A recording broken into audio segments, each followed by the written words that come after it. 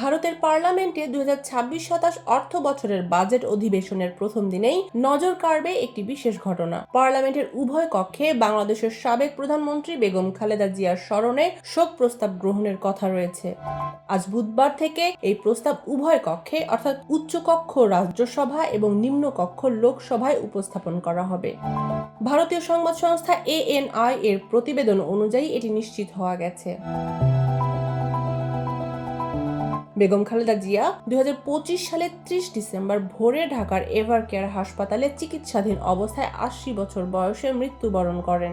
তিনি বাংলাদেশের প্রধানমন্ত্রী হিসেবে 3 বার দায়িত্ব পালন করেছেন, যার মধ্যে 2টি পূর্ণ মেয়াদ এবং 1টি সংক্ষিপ্ত মেয়াদে। ভারতের রাষ্ট্রপতি দ্রৌপদী মুর্মু উভয় কক্ষের যৌথ অধিবেশনে ভাষণ প্রদান করে অধিবেশন শুরু করবেন। এরপর রাজ্যসভায় সাবেক MP এল গণেশন ও সুরেশ কলমাদির মৃত্যুতে শোক প্রস্তাব উপস্থাপন করা হবে। লোকসভায় সাবেক MP শালিনী পাতিল, ভানু প্রকাশ মির্ধা, সত্যেন্দ্রনাথ ব্রহ্মচৌধুরী, সুরেশ কলমাদি এবং কবীন্দ্র পুরকায়স্থের মৃত্যুতে শোক প্রস্তাব অন্তর্ভুক্ত থাকবে।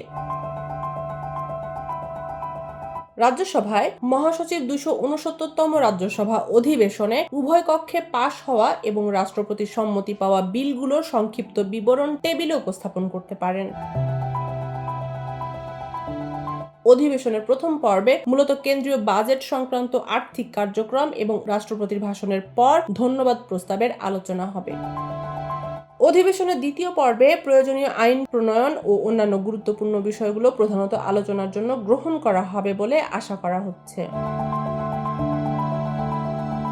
এই বিশেষ অধিবেশন শুধু আর্থিক নীতির দিক থেকে নয়, বরং ভারতের পার্লামেন্টে আন্তঃদেশীয় সংবেদনশীলতা ও সহযোগিতার এক গুরুত্বপূর্ণ উদাহরণ হিসেবেও গুরুত্ব পাবে।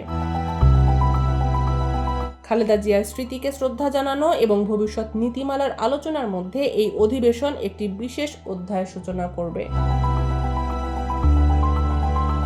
আন্তর্জাতিক ডেস্ক, নতুন কাগজ।